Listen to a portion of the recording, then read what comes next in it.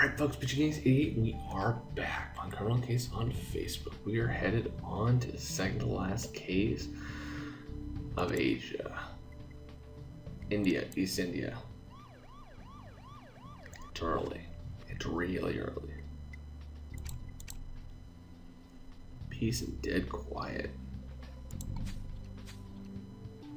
Search your brace. According to our information, Guru Om Padmasana is hiding out in the Tiger's Nut Monastery in Bhutan. This guru is bad news. We know that he's an American by the name of Ezra Hope, and he's studying on how to make his followers psychologically dependent on him. And his tricks obviously work because he gets heaps of donations from his followers. These generous donations are why I've told Elliot to keep an eye on his finances.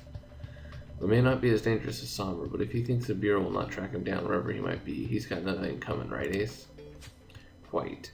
Suit your brace. You must get up to the monastery. I warn you, it won't be easy. It's over 10,000 feet above sea level on the edge of the cliff. Wow. No worries, Chief. Nothing will keep Ace from getting to that guru. Off to the monastery with you then, and watch your step.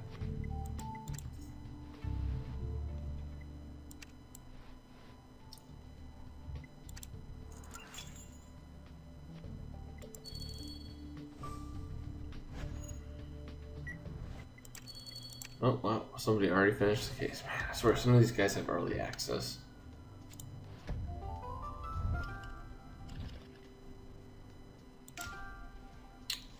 Photograph. Shoot. Ugh. Arm was like destroyed.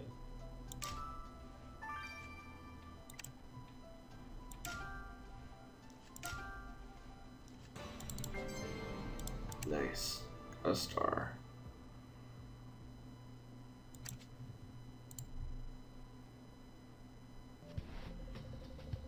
I should have known this would happen. Before we can even climb up to the monastery, you find a dead body. Well, at least it's not the guru. This poor guy's way too old. His arms have been hacked off. Well, he's definitely dressed to fit in around here, so he's probably a monk. Did you find any clues that could help with any identification? Well, not sure if that'll help, but you sure want to piece together that torn cloth? Go for it. You found a photo of the victim. Looks like some kind of inspirational card. This could help us identify the victim. Maybe you can find his identity in the database. We need to get going on solving this case before that Om Padmasana gets wind of us. Who knows where he'd slither off to next. Chopped off your arms, that's pretty nasty.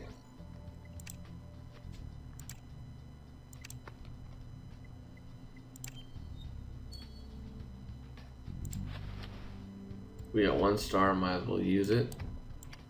Even though I bet you this is gonna have us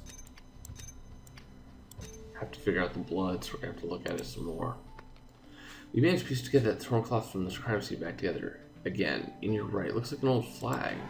There's a partial bloody shoe print on it. Maybe Lars will be able to give us more information. Let's rush it over to him.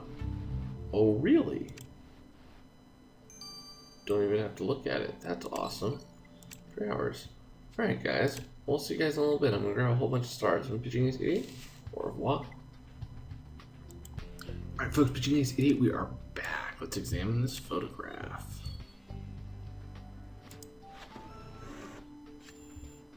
Probably gonna give us a clue as to who killed the guy.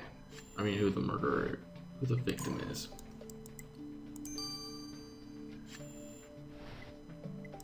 Nope, this one.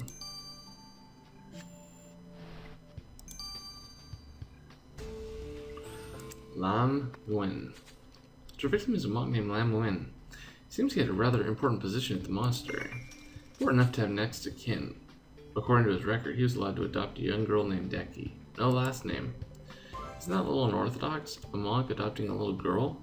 I guess we better climb back up there and tell this Deki that her adopted father is killed. Interesting.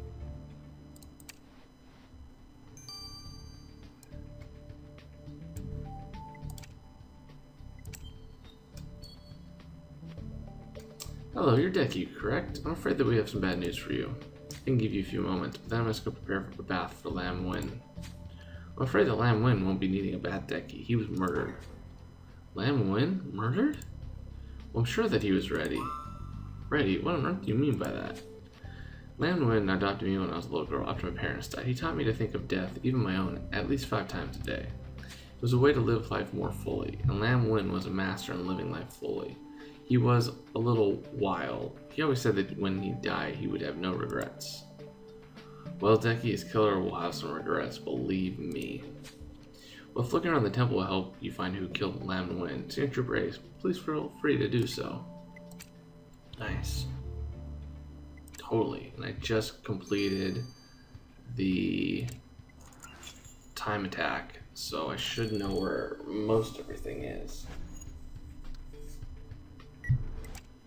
Except, of course, the clues. Let's see. This is obviously new. Let's see the Guru's books. Let's see. Oh, brother. He's here.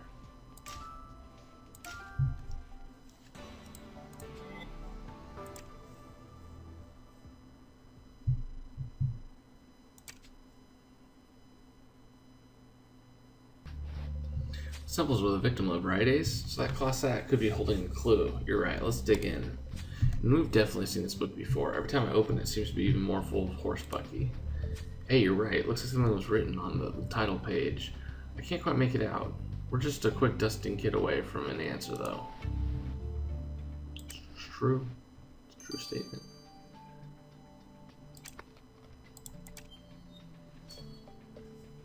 Wanted Om Ezra to die. Something tells me he will.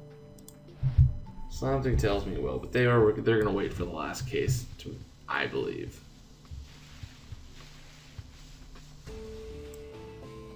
Really? So is the message you recovered from the Guru's book, To Win. The flashing light is the way. And it's signed by Om Padmasana himself. What a shocker. That said, looks like our original mission and our murder investigation have finally dovetailed. Let's go find Mr. Padmasana and reconnect. He has to be around the temple somewhere. Yeah, what's up, Ezra Hope? I don't think we've confronted him with his real name yet.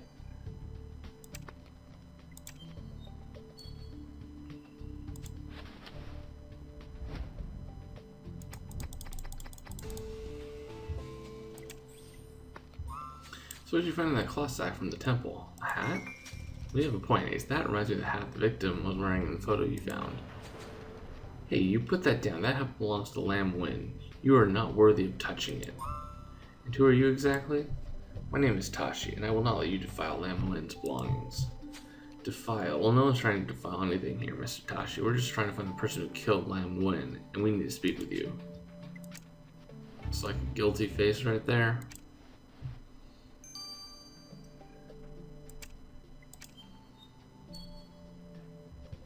Signature Brace, namaste. Normally I wouldn't interrupt a retreat, but I sensed a disturbance. I bet you did. The person to whom you dedicated this book was found murdered. Lam Win is dead? Well, he did seem ready to continue his journey. He didn't have much of a choice in the matter. Somebody chopped off his arm. Maybe you know why. Oh, why would I know? I'm a believer of non-violence, and I had major respect for him. I was studying with Nguyen as part of my retreat. The old will always have so much to teach us, such wisdom. It was like studying with Buddha himself. I wanted to share with Nguyen the new insights into the universe I've had since the flashing light awakened me. Ah yes, the flashing light. Listen up, Padmasana. We're on to you and your guru shtick. Lam Win's death only makes you look more suspicious. We'll be back. Maybe because it had to do with agency, we're not willing to tell him that was it. Maybe. Wow, well, I feel so much better if Signature Brace would just hand that hat back over to me so I could put it in a safe place. Well, I'm sure you would, Tashi, but that's not going to happen because it's evidence in a murder investigation. Murder? You mean somebody killed Lam Win? Fortunately, yes. Seems like you were very attached to this monk. He was more than a monk to me. He saved my life. I was lost on the mountain in a thunderstorm, and Lam Win gave me shelter and food. Normally, I would have had to become a monk to be able to stay at the Tiger's Nest, but Lam Win never followed the rules. He thought they got in the way. I prayed in the temple for his continued health and long life. I was completely devoted to him. Well, the evidence will show us how devoted you really were, Mr. Tashi. Stay close. We may need to question you again. True. We're gonna make this stuff go quick. Namaste, Ace. Such a shame to see a prayer flag in such a karmically questionable condition. Oh, so that's what the cloth fit was. What's the prayer flag? Their flags hung throughout the Himalayas to bless the countryside as the wind blows over the teachings written on them.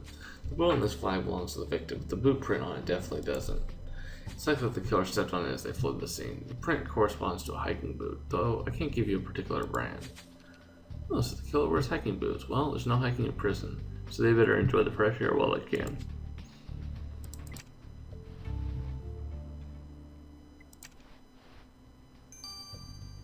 Alright, so what's going on with the victim's body? Hey, it's the man in the arm that you brought me from the Tiger's Nest Monastery match. The victim died from blood loss after someone chopped his arm off. By the cuts, I would say it was an axe. Well, we'll keep an eye out for an axe. So the killer just left him there, arm and all? Well, they probably panicked. From what I see, there were hesitation chops to either side of the final cut. This shows some doubt, or at least inexperience. Besides that, the killer also grabbed the victim's wrist to steady the arm, but in doing so, they left traces of Shang on the victim. Shang, I've heard of that stuff. It's home to still liquor. It's like Bhutanese moonshine. Exactly. It's made from fermented millet grains and it's very strong. The killer probably drank some to work up the nerve to go through with the act. So the killer drinks Shang. Well, they better party while they can now, because the ace is on their trail. So let's take a closer look at this case. We have an old monk whose arm was chopped off. So far, the suspects are taking the news quite well and how attached they were to the victim. Owen put him aside and kept to school when we told him about the murder, even if his ego still goes to 11. And Deki, the victim's adopted daughter, was also very calm. She seemed to think the victim was ready for death.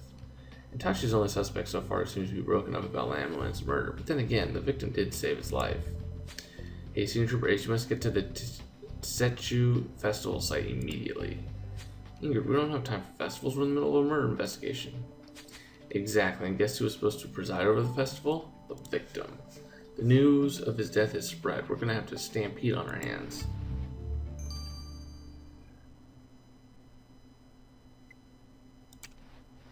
Not good. Not good. Anyway, guys, I will see you guys in chapter 2 of Pitching Ace. Over and out.